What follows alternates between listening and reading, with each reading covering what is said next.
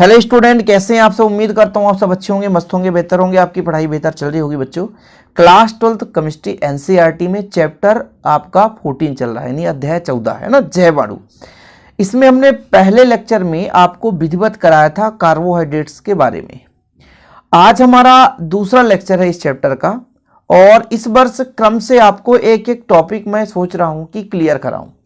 ठीक है, तो इसके पहले जो भी लेक्चर हम अपलोड करते हैं तो एक अलग से प्लेलिस्ट बना है। ये भाग 2 में चल रहा है, भाग 1 का भी चल रहा है। जो भी सिलेबस पीछे है उसे भी आप देखते चलें।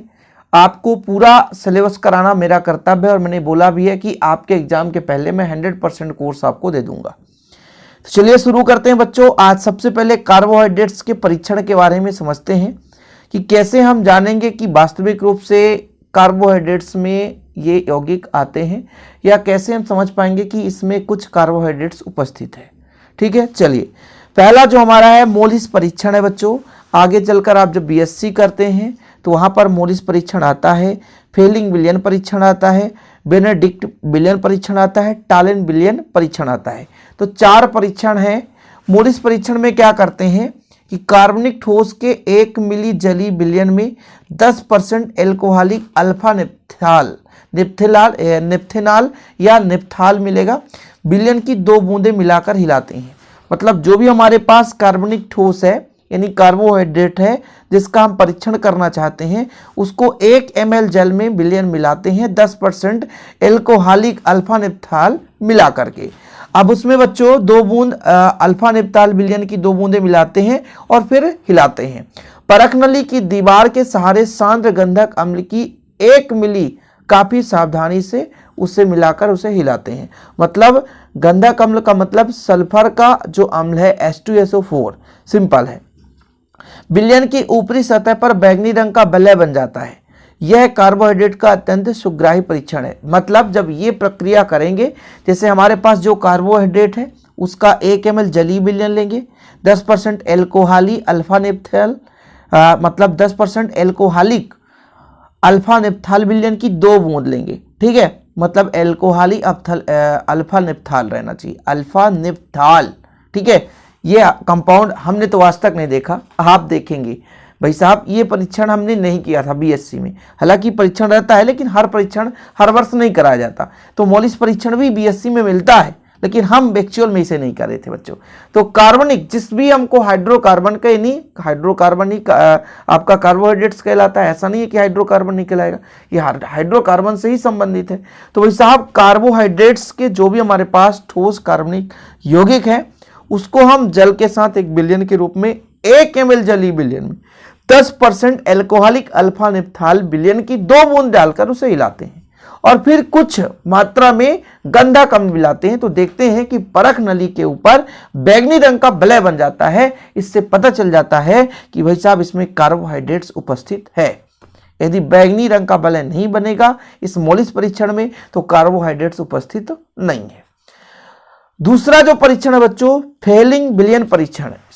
ठोस के जली विलियन को, ठोस के जली विलियन मतलब कार्बोहाइड्रेट्स सॉलिड अवस्था में, जैसे मान लो शक्कर है, आपका शक्कर ठोस होता है ना, उसके जली विलियन को फेलिंग विलियन के साथ 2 मिनट तक गर्म करते हैं। कितने मिनट तक? 2 मिनट तक। तो लाल अवक्षेप आता है। तो इससे पता चलता है कि इसमें कहीं ना कहीं कार्बोहाइड्रेट्स उपस्थित है। यानी आप किसी भी कार्बोहाइड्रेट्स को आप फेलिंग विलियन के साथ मिला दो जली विलियन बनाने के बाद, जैसे आप शक्कर को पानी में मिला दो तो आपका जली विलियन बन गया। फिर उसमें फेलिंग विलियन मिला दो, फिर 2 मिनट तक उसे गर्म कर दो। यदि लाल अवक्षेप आता है तो ये पता चलेगा कि वास्तविक रूप से ये कार्बोहाइड्रेट्स है। यदि लाल अवक्षेप नहीं आ रहा है तो फिर अपचायक जो है शक्कर उपस्थित नहीं है उसमें। अगला सेम प्रोसेस है बेनेडिक्ट विलियन परीक्षण। ठोस के जली विलियन को बेनेडिक्ट विलियन के साथ 2 मिनट तक गर्म करते हैं। फिर इसमें यदि लाल अवक्षेप आता है तो अपचायक शर्करा उपस्थित है। सेम प्रोसेस है कि फेलिंग विलियन मिलाकर 2 मिनट तक गर्म करें, तो यदि हमें लाल अवक्षेप दिखाई दे तो शक्कर है। इसी प्रकार से बेनेडिक्ट विलियन को भी मिलाकर 2 मिनट तक गर्म करें, यदि लाल अवक्षेप आए तो अपचायक शर्करा उपस्थित होता है उसमें। ठीक है, चलिए अगला जो हमारा परीक्षण बच्चों, टालेन विलियन परीक्षण। क्या? टालेन विलियन परीक्षण। ठोस के जली विलियन को टालेन विलियन के साथ धीरे से गर्म करते हैं। वही जलीय विलयन कि भाई चाहे हमारे पास सुक्रोज है, सुक्रोज को क्या करो आप पानी में मिला दो तो उसका विलयन बन जाता है और फिर उसे टालन विलयन के साथ धीरे से गर्म कर दो और परख नली की दीवार पर यदि रजत दर्पण बनता है, रजत दर्पण है ना, तो अपचायक शर्करा उपस्थित रहता है। टालन विलयन का ये परीक्षण है। तो ये परीक्षण है कुछ कार्बोहाइड्रेट्स के, एनुअल एग्जाम में कभी कभी पूछ दिया जाता है, वैसे तो मैक्सिमम चांसेस नहीं रहते बच्चों। जैसे आज का जो मुख्य रूप से जो टॉपिक हम करा रहे हैं, जो भी आज के हम छोटे छोटे टॉपिक करा रहे हैं बच्चों, इसमें से एग्जाम में आने के चांसेस बहुत कम है, लेकिन कभी यदि पूछ दिया जाए तो फिर आपके मन में रहेगा कि सर हमें तो आपने कराया नहीं था। तो ये परीक्षण है, 4 परीक्षण है जिसे आप लोग लिख लें। इसके बाद आज हमारा जो दूसरा टॉपिक है बच्चों, मोनोसेकेराइड को लेकर के है। मोनोसेकेराइड के कुछ यौगिक हैं जिन्हें आपको जानना जरूरी है। मोनोसेकेराइड को कितने भागों में बांटा गया है ये जानना जरूरी है। तो सबसे पहले मोनोसेकेराइड के बच्चों आप लोगों को कुछ फार्मूले, कुछ परिभाषाएं आपको तैयार करना पड़ेगा। तो मैं बेसिक तौर पे यदि आपको समझाऊं कि जब कार्बोहाइड्रेट्स का वर्गीकरण कराया तो जल अपघटन के पश्चात व्यवहार पर आधारित मैंने कार्बोहाइड्रेट्स को बांटा था, जिसमें मैं 3 भाग बताया था, मोनोसेकेराइड, ओलिगोसेकेराइड, पॉलीसेकेराइड। थोड़ा सा आप लोग चर्चा कर लें इसके बारे में। इसको 3 भागों में बांटा था जल अपघटन के व्यवहार के आधार पर। जैसे जल अपघटन के आधार पर हम कार्बोहाइड्रेट्स को बांट देते हैं, फिर बच्चों क्या करते हैं कि उनमें किस प्रकार से व्यवहार दर्शाता है उसके आधार पर हम इसको 3 भागों में बांट कर रखे हैं। पहला हमारा मोनोसेकेराइड, जिसके बारे में आज आप पढ़ोगे, मोनोसेकेराइड, ठीक है, मोनोसेकेराइड बच्चों। दूसरा जो हमारा है वो ओलिगोसेकेराइड, क्या, ओलिगोसेकेराइड, ओलिगोसेकेराइड। और जो तीसरा है बच्चों वो हमारा है पॉलीसेकेराइड, पॉलीसेकेराइड। ये 3 हो गया, मोनोसेकेराइड, ओलिगोसेकेराइड, पॉलीसेकेराइड। थोड़ा समझने की कोशिश करें। किसी भी कार्बोहाइड्रेट का सूक्ष्मतम रूप, क्या, सूक्ष्मतम मतलब जितना छोटा से छोटा कार्बोहाइड्रेट्स हो सके, मतलब सरल या सूक्ष्म इकाई, ठीक है, या इसको आप कह सकते हो सरल इकाई, यानी सबसे छोटा इकाई। अब हम यदि आपसे कह दें कार्बोहाइड्रेट्स है क्या, भाई कार्बोहाइड्रेट्स क्या है, तो या तो सरल पॉलीहाइड्रोक्सी एल्डिहाइड या पॉलीहाइड्रोक्सी कीटोन ही आपका कार्बोहाइड्रेट्स है। और उसकी सबसे सूक्ष्मतम इकाई, सबसे सरल, सबसे छोटी इकाई हमारी मोनोसेकेराइड कहलाती है बच्चों। जैसे ग्लूकोज, फ्रक्टोज, ये और सरल इकाइयों में अपघटित नहीं होती हैं। थोड़ा समझने की कोशिश करें कि मोनोसेकेराइड क्या है, कार्बन श्रृंखला होगी इसमें, लेकिन कार्बोहाइड्रेट्स की सबसे सरल पॉलीहाइड्रोक्सी एल्डिहाइड या पॉलीहाइड्रोक्सी कीटोन की इकाइयां हैं। यानी कोई भी हाइड्रोकार्बन कार्बोहाइड्रेट्स नहीं कहलाएगा कि कोई भी हाइड्रोकार्बन आप कार्बोहाइड्रेट्स नाम दे दो, उसमें एल्डिहाइड और कीटोन ग्रुप होना चाहिए बच्चों। इसी आधार पर तो इसको 2 भागों में बांटते हैं, एक एल्डोस और दूसरा कीटोस या कीटोज बोलते हैं, ठीक है। तो एल्डोज और कीटोज या कीटोस वही चीज।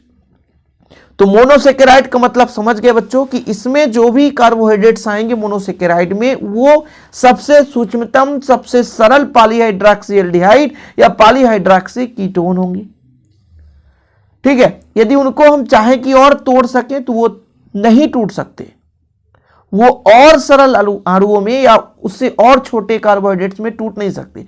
टूटेंगे तो कार्बोहाइड्रेट्स नहीं कहलाएंगे। जैसे ग्लूकोज टूटता है बच्चों, जो हमारा ग्लूकोज है C6H12O6, ये ऑक्सीजन के प्रेजेंस में टूटता है तो कार्बन डाइऑक्साइड और पानी बनाता है।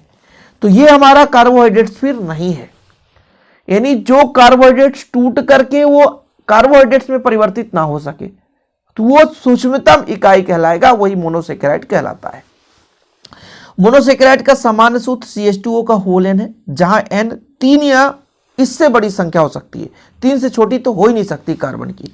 इसमें कार्बन श्रृंखला अशाखित होता है, मतलब ज्यादा लंबी शाखित नहीं होती, ज्यादा लंबी कार्बनिक श्रृंखला नहीं होती। जो भी एक यौगिक है उसी में कार्बन की जो श्रृंखला होगी। ऐसे नहीं कि 2 यौगिक, जैसे ग्लूकोज को ग्लूकोज से मिला दो कोई और यौगिक बन जाए, ऐसा नहीं होता। तथा एक कार्बन के अतिरिक्त सभी कार्बन के हाइड्रॉक्सिल समूह संलग्न होता है, मतलब OH समूह। शेष एक कार्बन में कार्बोनिल ऑक्सीजन होता है। मतलब जो भी हमारे पास मोनोसेकेराइड होगा उसमें कार्बोनिल ऑक्सीजन होगा और सब में OH समूह, एक कार्बन के अलावा उसमें OH समूह रहेंगे।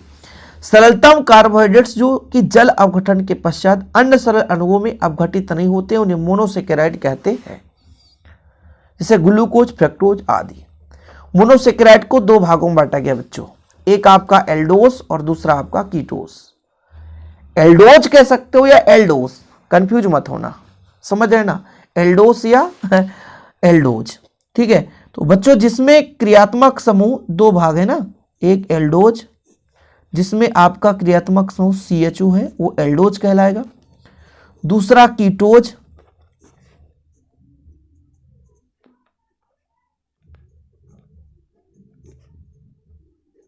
जिसमें कीटो समूह है वो कीटोज कहलाएगा, जिसमें एल्डिहाइड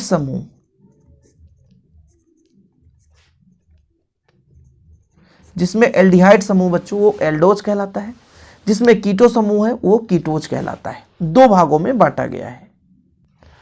जैसे एक आध एग्जाम्पल के बात कर लें हम, जैसे 3 कार्बन की श्रृंखला आप बना दो, तो ये कार्बन है, इसमें CHO, तो आप मान लीजिए इसमें 2 कार्बन और हैं बच्चों, तो यहाँ पर OH कर देता हूँ, यहाँ पर H कर देता हूँ।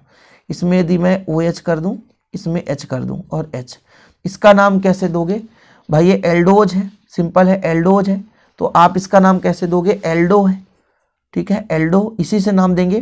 कितने कार्बन, ट्राईओज, क्या बच्चों, ट्राईओज, कितना बढ़िया नाम दे दिया, एल्डो ट्राईओज, एल्डिहाइड ग्रुप है तो एल्डो ट्राईओज कर दिया। अब देखो जैसे मैं इसी में यदि कीटोन समूह जोड़ दूं, जैसे मान लीजिए इसमें CH है, OH जोड़ दो एक में और इधर H कर दो, कार्बन के साथ द्विबंध युक्त ऑक्सीजन, और इधर भी COH है, इधर H है, बैलेंसिंग कराने के लिए इसमें भी H, इसमें भी H। अब देखो कितने कार्बन है, 3 कार्बन है, ठीक है, 3 कार्बन है ना, तो और यहाँ पर कीटो समूह है, तो कीटो 3 कार्बन, तो ट्राईओज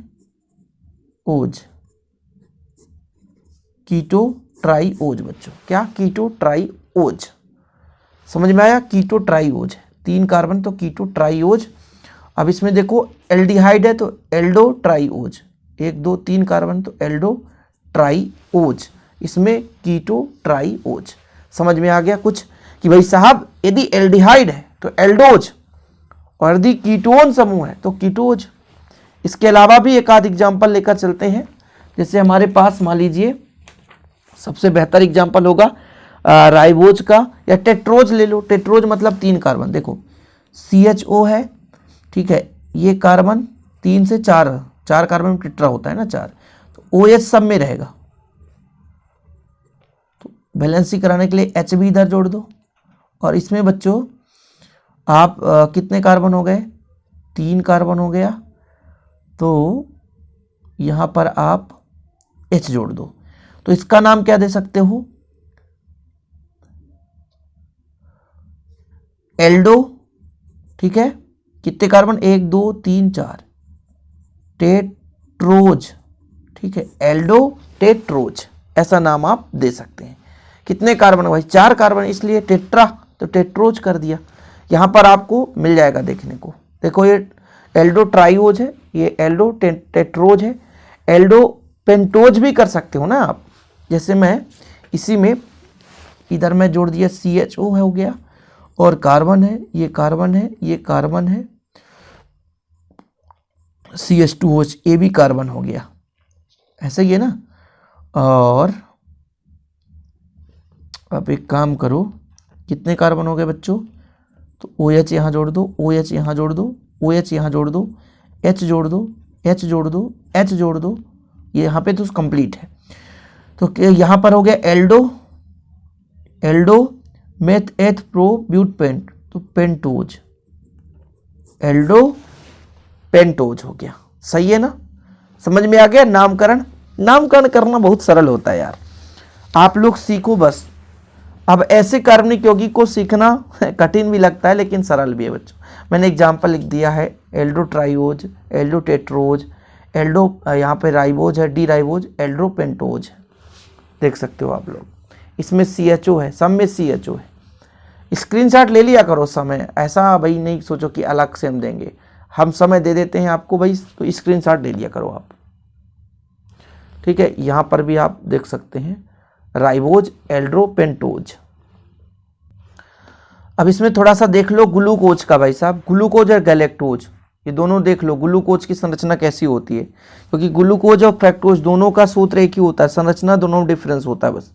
ये ग्लूकोज है, इसमें CHO फंक्शनल ग्रुप है, देख सकते हो। और बच्चों मैं कीटोस में लेकर चलूंगा फ्रक्टोज, तो ये फ्रक्टोज है।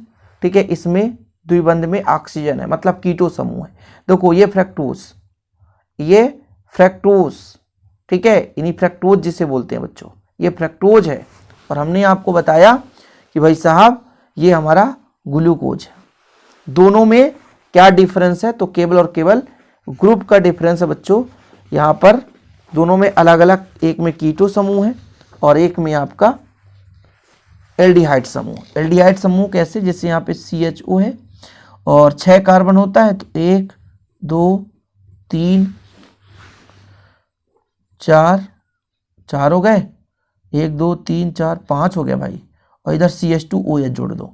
ठीक है, OH जोड़ो, OH जोड़ो, H जोड़ दो, OH जोड़ दो। OH है तो इधर H, H है तो OH, OH है तो H और ये H, ये हमारा बन गया किसका, ग्लूकोज का। ठीक है, और सेम प्रोसेस रहेगा, कितने कार्बन, 6 कार्बन, तो 6 कार्बन बना दो आप, 1 2 3 4 5 और ये 6, नीचे CH2OH। देखो यहाँ पे OH है ना, तो OH जोड़ दो, यहाँ पर OH है तो OH जोड़ दो, यहाँ पर H है तो H जोड़ दो। लेकिन बस इसमें द्विबंधयुक्त ऑक्सीजन और इधर CH2OH कर दो। सिंपल है बच्चों, H है तो इधर OH कर दो, OH है तो H कर दो, OH है तो H कर दो, और ये बन गया फ्रक्टोज। क्या बन गया, फ्रक्टोज।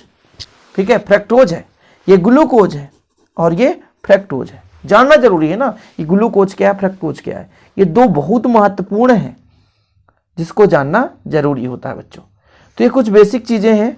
और कीटो समूह जिसमें रहेगा उसे कीटोज बोलेंगे। मोनोसेकेराइड को 2 भागों में बांटा गया है, एक एल्डोज, दूसरा कीटोज। कीटोज में बच्चों कीटो समूह रहता है, इसका नामकरण वैसे ही दे सकते हो। ठीक है, जैसे हमने आपको एल्डो से नाम नहीं, इसमें कीटोज से नाम रहेगा, इसलिए तो बोले फ्रक्टोज, ओज जुड़ गया। ठीक है, जैसे यहां पर देखो कितने कार्बन है, 1 2 3 4, तो कीटो का है तो कीटो टेट्रोज, समझ रहे ना। यहां पर 1 2 3 कार्बन है तो कीटो ट्राइओज, कीटो टेट्रोज। इसमें कितने कार्बन है, 1 2 3 4 5 6 कार्बन है तो कीटो हेक्सोज। ऐसा नाम आप दे सकते हो। ठीक है, कोई दिक्कत तो नहीं, एग्जाम्पल एक एक दो दो आप लिख सकते हो। ये लो कीटोज का एग्जाम्पल। इसके बाद बच्चों मोनोसेकेराइड के गुण आता है, और मोनोसेकेराइड के गुण में आपको रासायनिक अभिक्रिया आज तक एमपी बोर्ड में नहीं पूछा गया है। केवल भौतिक गुण आपको पता होना चाहिए कि जो मोनोसेकेराइड है रंगहीन क्रिस्टलीय पदार्थ होते हैं जिनका स्वाद मीठा होता है, जैसे ग्लूकोज, फ्रक्टोज आप देख लो। जल में अति विलेय है, अल्कोहल में अल्प विलेय, ईथर तथा बेंजीन में अविलेय होते हैं। अब इसकी रासायनिक अभिक्रिया मैं आपको नहीं कराऊंगा बच्चों, ठीक है। हाँ, इसका नोट्स रहेगा जिसमें रासायनिक अभिक्रिया आपको मिल सकते हैं। रासायनिक अभिक्रिया आज तक एग्जाम में नहीं पूछा गया है। हाँ, फ्रक्टोज की संरचना हम आपको समझाएंगे, ये हमारा मैटर है। ग्लूकोज, फ्रक्टोज दोनों की संरचनाएं हम आपको बेहतर रूप से समझाएंगे अलग से, जिससे आप लोगों को डाउट ना हो सके और आप बेहतर रूप से आप समझ सकते हो। आपको लॉजिक से समझाऊंगा, लेकिन आज के लिए इतना ही। अगले लेक्चर में मैं आपको फ्रक्टोज की संरचना और ग्लूकोज की संरचना, दोनों की संरचनाएं बिल्कुल कैसे उसको संरचना बनाना है वो मेरा जवाबदारी है। बिल्कुल आप चिंता ना करें, ट्रिक बाय ट्रिक समझाऊंगा। आज का लेक्चर इतना ही। वीडियो पसंद है तो लाइक करके शेयर जरूर कर दें, और ऐसे वीडियो पाने के लिए हमारे चैनल को सब्सक्राइब करके बच्चों बेल आइकन प्रेस कर लें। प्लीज अपने दोस्तों के साथ शेयर जरूर करें। यदि कुछ आपको मिलता हो हमारे चैनल पर तो दोस्तों के साथ शेयर जरूर कर दें। चलिए मिलते हैं अगली वीडियो के साथ। जय हिंद, वंदे मातरम। नोट्स लेना है तो 100 रुपीज चार्ज है। Contact number 96 85 29 91 49, 96 85 29 91 49।